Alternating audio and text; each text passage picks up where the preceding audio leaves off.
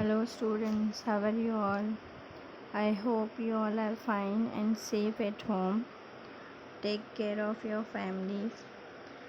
और किसी को हेल्प की ज़रूरत है तो हेल्प करेंगे, अपना ध्यान रखेंगे, ठीक है।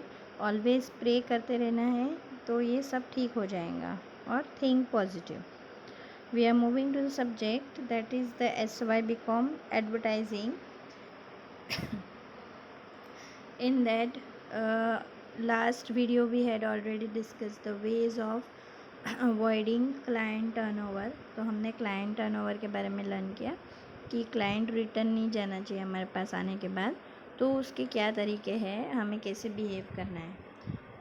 Then today we are going to next concept, creative pitch। This is new for you, I think so। creative तो सबको पता है।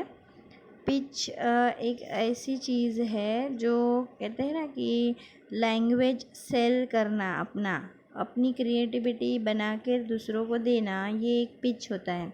रेडी हो गया तो टर्म क्रिएटिव पिच किसके रिलेटेड है? To agency selection. when the client is going to select the agency for their advertisement, so that time there are various certain things जो उसे क्या करना है, ध्यान में रखना है। तो वो एजेंसी के पास जाने के पहले उसे पता होना चाहिए कि वहाँ का क्रिएटिव पिच क्या है, मतलब वहाँ की लैंग्वेज, वहाँ की क्रिएटिविटी, वहाँ का वर्क इन प्रोग्रेस, ये सब पिच में आ जाएगा।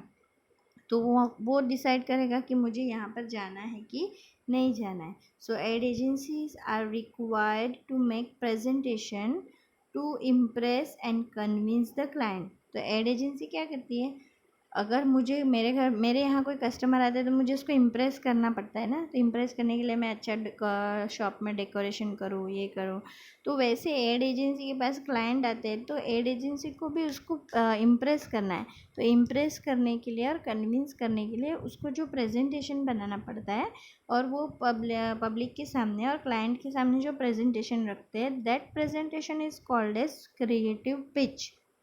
फिर उसको देख के ही क्लाइंट डिसाइड करता है कि हाँ, यहाँ तो बहुत अच्छा है, मुझे मेरी ऐड यहाँ ही बनानी है। That is called as creative pitch. Are you getting? एकदम ईजी लैंग्वेज में मैंने आपको बताया है कि during the presentation ceremony the employees of both the parties, agency and advertiser, get an opportunity to meet and know each other. फिर जैसे कि प्रेजेंटेशन होता है तो दोनों सामने सामने आते हैं, एडवर्टाइज़र और एजेंसी होल्डर।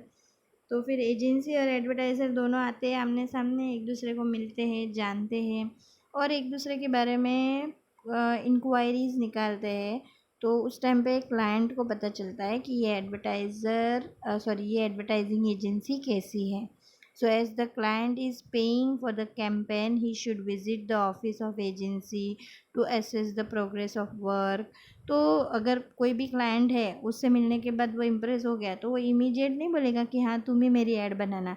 फिर वो ऑफिस में जाएगा, विज़िट करेगा, वहाँ का एरिया देखेगा, उनकी प्रोग्रेस, उनके यहाँ का सब इंक्वायरीज होगी सब।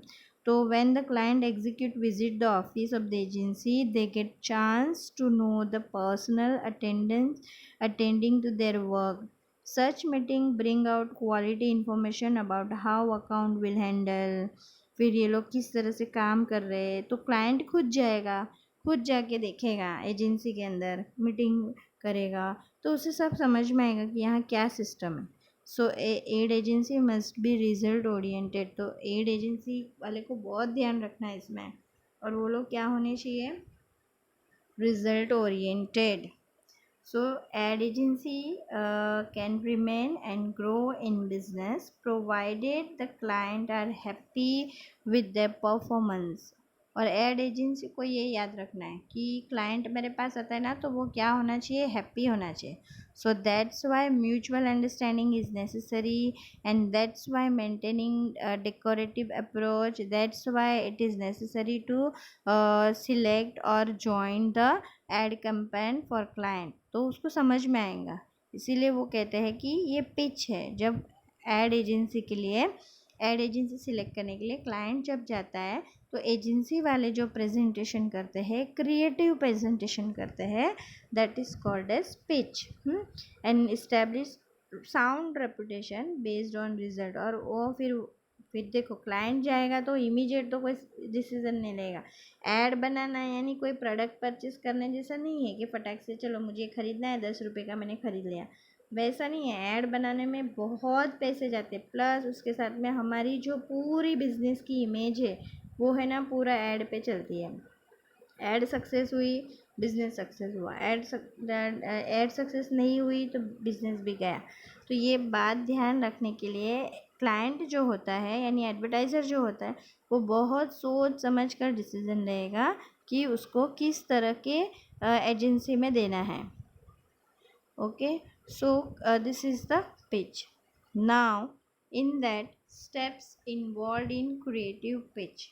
जब कोई क्रिएटिव पिच बनता है पूरा अखा क्लाइंट का, ये अखा क्लाइंट का प्रोसीजर बन गया, ठीक है। प्रेजेंटेशन बनाना, उसको साथ में बिठा कर दिखाना, उसके ऊपर वर्कआउट करना। तो ये पिच बनाना कैसे होता है? So first to locate client, पहले तो मुझे पता होना चाहिए कि मेरे पास कौन सा क्लाइंट है। तो पहले क्लाइंट ढूंढना है।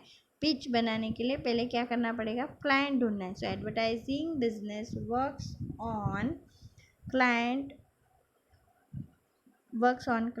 in case of reputed agency, clients approach them and entrusted their advertising responsibility। बहुत सारी एजेंसी ऐसी है, आज भी मैं आपको बोलूँ बहुत सारी मुंबई में ऐसी एजेंसी है जो बहुत ही ज़्यादा रेप्यूटेड एजेंसी है। तो रेप्यूटेड एजेंसी में ये बहुत ज़रूरी है। तो at times the account executives of ad agency approach the client and convince them and obtain business. फिर अकाउंट एजेंसी वाले का मेन तो पैसे का ही पहले बातचीत होती है, उसके बाद क्वालिटी की बातचीत होती है, उसके बाद क्रिएटिविटी की बातचीत होती है। तो ये सब तो पहले तो क्लाइंट को लेकर आना, ये पहला स्टेप्स हुआ। क्लाइंट ही नहीं है तो पिच क्या बनेगा मुझे बताओ? पिच बनाने के लिए यानी क्रिएटिव पिच बनाने के लिए उनको कन्विंस करना है, इसलिए हम पिच बना रहे हैं। तो उसके लिए हमें क्लाइंट की नीड है। सो दिस इज़ इम्पॉर्टेंट कि क्लाइंट का होना ज़रूरी है। देन सेकेंड स्टेप्स कि भाई क्लाइंट मिल गया, कि मुझे एक पर्सन मिला जिसको ऐड देनी है और उसको ऐड बनानी है पहले, देने के पहले, क्योंकि बनाने सबको आती नहीं होती है तो एजेंसी की हेल्प लगती है। तो उसको ऐड बनानी है, ठीक है। सो सेकेंड स्टेप्स क्या होएगा? To fix meeting with client. अब मुझे पता चला कि ये बंदे को ऐड बनानी है एडवर्टाइजर को, तो मैं उसके साथ क्या फिक्स करूँगी? Meeting. So to fix meeting with client, so ad agency has to fulfill the expectation of the client। Client जो भी एक्सपेक्टेशन लेके आएगा ना, तो एड एजेंसी को क्या करना है? उसके सारे एक्सपेक्टेशन फुलफिल करना है। वो जो जो सोच के आया वो सब उसको बोलना है। वो बोलेगा मुझे ये चाहिए, हाँ ये मिल जाएगा। वो बोलेगा मुझे ये फैसिलिटीज़ चाहिए, ये मिलेगा। वो बोलेगा मुझे वो फैसिलिटीज़ चाहिए, हाँ मिलेगा। For this purpose, it is necessary to fix meeting with client who indicate that kind of creative services he required, which may relate to market research, ad campaign, sales promotion, media planning, etcetera etcetera. और इसीलिए फिर क्या करना है? Client के साथ क्या करना है? मीटिंग फिक्स करना है और उसको ये बताना है कि हमारे यहाँ एजेंसी में कितनी ज़्यादा फैसिलिटीज़ हम दे रहे हैं। This is important. So third one is, तो फर्स्ट हो गया क्लाइंट मिल गया। क्लाइंट मिल गया तुरंत उसके साथ क्या फिक्स कर दी? मीटिंग, ताकि उसको हमारे बारे में हम ज़्यादा से ज़्यादा एक्सप्लेन कर सकें। थर्ड पॉइंट क्या आएगा? To outline scope of work. To outline scope of work, it means what? Ad agency will be remunerated for the services offered. Hence, in the interest of both the parties, if it is of outline the scope of work, that is, if the client desire to conduct sales promotion, agency will charge them for the type of sales promotion scheme, number of persons involved in the work, period of schemes, use of media and यानी फिर अगर वो meeting में ready हो गया तो फिर उसको वर्क का आउटलाइन बता देने का कि देखो आप ये इतना काम करोगे तो आपको इतना इतना पैसा मिलेगा, आप इसमें एक्स्ट्रा कुछ करवाओगे तो आपको इसमें एक्स्ट्रा पैसा देना पड़ेगा। फॉर एग्जांपल वो बोलेगा कि मुझे सेल्स प्रमोशन स्कीम भी दो, तो फिर उसको सेल्स प्रमोशन स्कीम के ऐड बना के देंगे, लेकिन सेल्स प्रमोशन स्कीम चाहिए तो उसको सेल्स प्रमोशन स्कीम के साथ में फिर उसको क्या करना पड़ेगा, एक्स्ट्रा चार्ज देना पड़ेगा। तो ये आउटलाइन बनाना, यानी वो इसके साथ मीटिंग फिक्स हो गए, फिर उसके साथ क्या बना लेने का, आउटलाइन बना लेने का।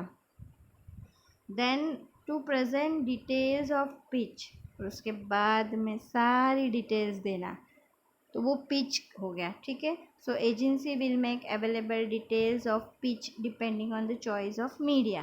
फिर वो लोग जो भी मीडिया बोलेंगे, क्योंकि हर कोई जो आने वाला बंदा है वो सेम मीडिया सिलेक्ट नहीं करता है, हाँ, सबकी मीडिया सिलेक्शंस डिफरेंट होते हैं।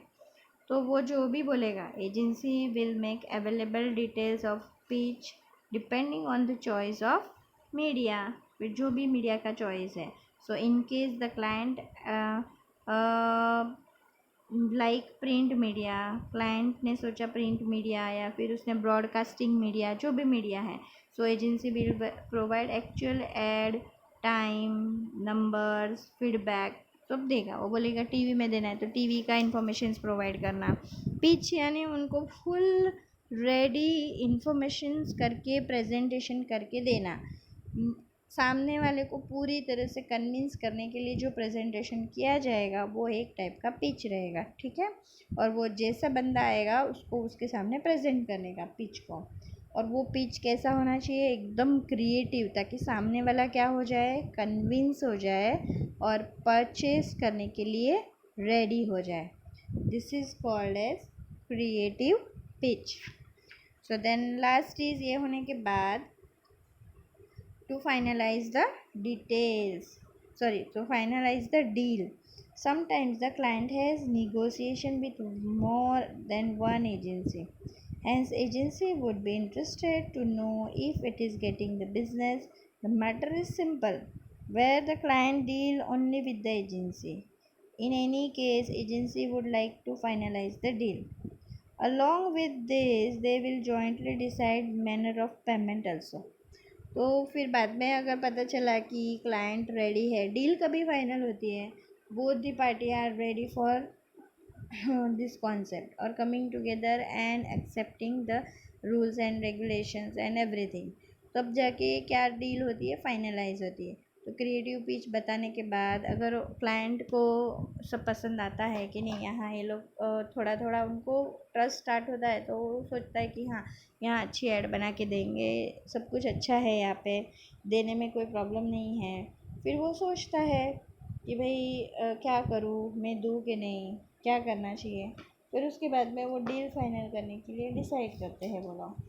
और उसके बाद में जब एक पॉइंट आता है उसमें वो लोग पेमेंट का डिसीज़न लेते हैं, फिर टाइमिंग का डिसीज़न लेते हैं, इतने टाइम में मुझे ये ऐड बनाकर चाहिए, वो डिसीज़न लेते हैं। फिर इतने पेमेंट में मुझे चाहिए, वो डिसीज़न लेते हैं। तो ये सब चीज़ें हैं बहुत सारी, जो डील में जैसे हम नॉर्मली बाकी सब चीज़ों में कैसे डील करते हैं वैसा, तो ये सब डील में आ गया कि ये सब चीज़ का डील होता है। ओके, तो फिर लास्ट में फाइनलाइज हो जाती है उनकी डील। ये कैसे हो सकता है, तो ये सब क्रिएटिव पिच की वजह से हो। पहले से जो प्रेजेंटेशन प्रिपेयर करके रखा है वो प्रेजेंटेशन उसके हिसाब से, मतलब क्लाइंट के सामने प्रेजेंट किया और क्लाइंट को कन्विंस किया, इट मीन्स तुम्हारा जो क्रिएटिव पिच है वो सक्सेस हो गया। Are you getting? तो जब जब क्लाइंट मिलता है तो उस क्लाइंट को कन्विंस करने के लिए जो प्रेजेंटेशन बनाते हैं और उनके सामने जो प्रेजेंटेशन रखते हैं और वो क्लाइंट उससे क्या हो जाता है, कन्विंस हो जाता है, तो वो क्या बन जाता है, creative pitch. So this is the steps, इसमें से 5 स्टेप्स है। तो जब उसका इंट्रोडक्शन भी प्रॉपर वे में अच्छी तरह से, पिच क्या है, तो ये बड़ा मीनिंग है उसका कि भाई क्लाइंट को बुलाना, क्लाइंट के लिए प्रेजेंटेशन रेडी करना और फिर क्लाइंट को सब एक्सप्लेन करना। पिच वो है जो उनके सामने प्रेजेंट किया जाए और फिर वो कन्विंस हो जाते हैं, ये सब क्या है, पिच है। तो स्टेप्स में सिर्फ 5 स्टेप्स है। टू लोकेट क्लाइंट्स, क्लाइंट्स को तैयार करना, रेडी करना। Fix meeting with the client, client के साथ फिक्स मीटिंग करना। Then to outline scope work, क्या क्या वर्क है उसका आउटलाइन बना लेना, प्रेजेंट डिटेल्स ऑफ पिच, और फिर फाइनलाइज द डील। इस तरह से डील को क्या करना है, फाइनलाइज करना है। ठीक है स्टूडेंट्स, यहाँ पर एक कॉन्सेप्ट फिनिश्ड होता है। In next video we will see another concept of advertising. Take care and bye.